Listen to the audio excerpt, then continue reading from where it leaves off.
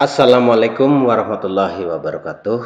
Selamat pagi anak-anak. Kita berjumpa kembali untuk belajar bersama. Dan jangan lupa kalian di rumah tetap belajar meskipun kita tidak bisa belajar secara langsung. Pak Agus akan memberikan tutorial ataupun materi dari jauh ya. Videonya dibuka, ya, dilihat, diperhatikan. Nanti tugas-tugas di bawah itu dari video-video yang ada dan catatan-catatan yang ada. Ya, sekarang kita akan belajar IPA mengenai pengertian energi bunyi, sumber energi bunyi, sifat-sifat bunyi. Ini ya. Ini judulnya. Nah, sekarang kita lanjut. Energi bunyi itu apa? Nah, energi bunyi adalah energi yang dihasilkan dari getaran atau partikel-partikel udara di sekitar sumber bunyi. Contoh, bila kita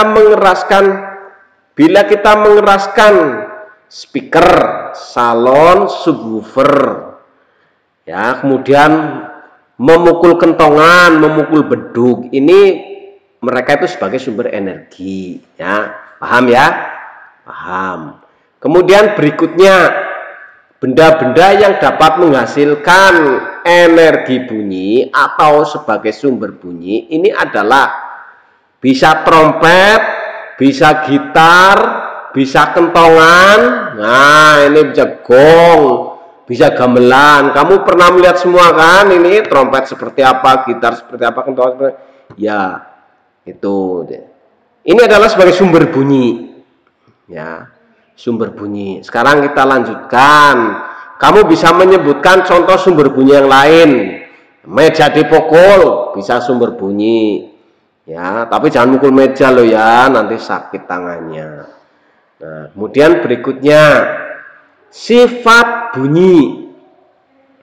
Bunyi ini dapat merambat dari benda padat, cair, ya ini ya, benda padat, benda cair, dan gas atau udara.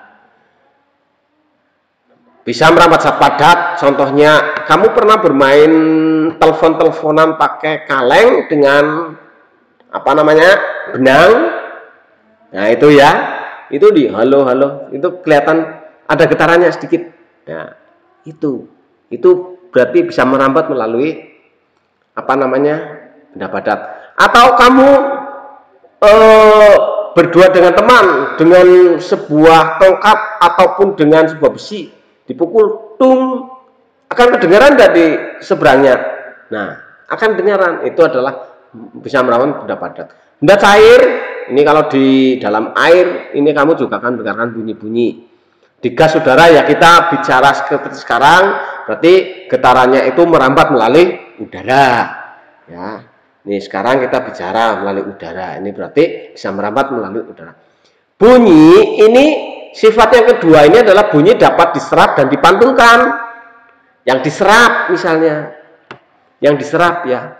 Contohnya adalah karpet, busa, dan kayu. Ini menyerap bunyi.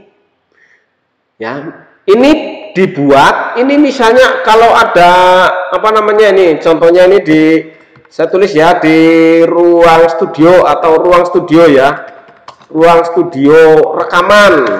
Ini biasanya akan dipasang ini supaya tidak memantul suaranya.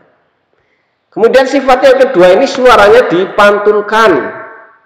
Contoh bunyi yang dipantulkan ini kalau saya berbicara di depan kelas seperti sekarang, dinding-dinding itu akan memantulkan apa namanya ke saya, memantulkan bunyi-bunyian. Nah begitu. Kemudian yang ketiga adalah bunyi memiliki getaran atau amplitudo. Getaran atau amplitudo bunyi itu seperti apa? Itu kalau kamu melihat gambarannya itu seperti ombak. Ombak itu saya gambarkan ini ya. Kamu lihat ini dari bawah ke atas. Nah ini dari bawah dulu ini, lihat ini ya.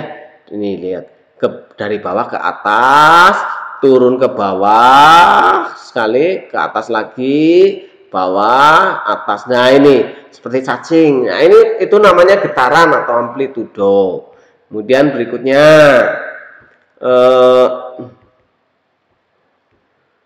Nah, berdasarkan frekuensinya ini bunyi akan dibedakan menjadi infrasonik, yaitu bunyi yang sangat lemah atau rendah, getarannya kurang dari 20 getaran per detik. Ini lemah sekali ya, sehingga kalian tidak bisa mendengar. Kemudian yang kedua ada audiosonik, bunyi yang kita dengarkan sehari-hari, getarannya antara 20 sampai 20.000 getaran per detik. Berarti saya berbicara kamu mendengar ini antara 20 sampai 20.000 getaran per detik.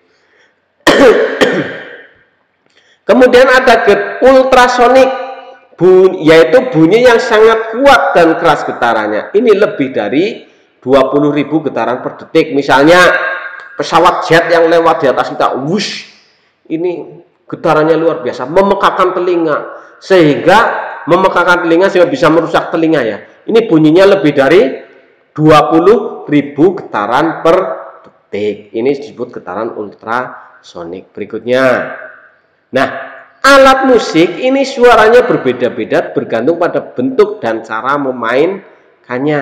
Jadi alat musik itu beda-beda, cara memainkannya beda, bentuknya beda. Misalnya ini ada alat musik tiup, umumnya berbentuk panjang seperti pipa, kemudian ada lubang-lubangnya ya, untuk jari itu lubang-lubangnya untuk menutup dan buka. Contohnya suling, klarinet, flute. Nah, kamu pernah lihat suling kan? Nah, ini. Kemudian ada lagi alat musik pukul. Alat musik pukul ini cara memainkannya dengan cara dipukul, atau disebut juga perkusi. Contohnya drum, bedug, simbal, kendang, tifa. Nah, ini ya. Kemudian yang berikutnya adalah alat musik gesek. Digesek, memainkannya dengan cara digesek. Contoh biola dan rebab. Nah, ini saya punya contoh gambar alat musik. Ya, ini ada saluang atau saya menyebutnya suling ya. Saluang bahasa apa itu? Angklung ini, angklung dengan cara digetarkan. Bahasa Jawanya dikorog ya. Kecapi, ini kecapi dipetik seperti gitar. Ada tifa, ini tifa dari alat musik dari Papua. Ini dengan cara dipukul. Ini kendang juga dipukul ini. Nah, ini ya. Jadi ini alat musik, ini angklung dari Jawa Barat ya. Ya, demikian. Kamu tetap baca ya. Nanti ada tugas-tugas di bawah yang harus kamu kerjakan. Oke? Selamat bekerja, selamat belajar, dan saya Assalamualaikum warahmatullahi wabarakatuh.